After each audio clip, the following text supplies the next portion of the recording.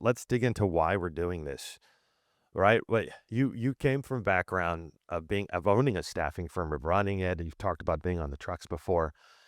What made you get into software of all things? Well, it's frustration really because what we wound up with was a Frankenstein of technology. So we had 4, 5, 6, at one point 7 different pieces of technology trying to blend those together. And a lot of times this technology wouldn't speak to that technology. And what I found was in the industry, it was a big problem and it really prevents growth and limits how well you operate as a firm. So, Yeah, that bouncing back and forth.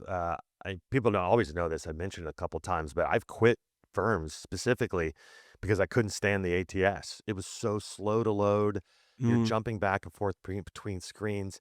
And management was saying, hey, you got to fill this out. This is part of how we're judged. And I'm thinking, I'm judged by how much money I come in that comes in. right. Why am I possibly using these Frankenstein systems? So when you say Frankenstein, like what are you specific talking about? Is accounting, is back end? Give me some of the systems that bother people. Talking about having multiple systems pieced together to run your company. So it's a funny story. So the first company I worked for, uh, applicants would come in, they would fill out a physical application, hand it to the receptionist. She would then take that, enter it into the computer.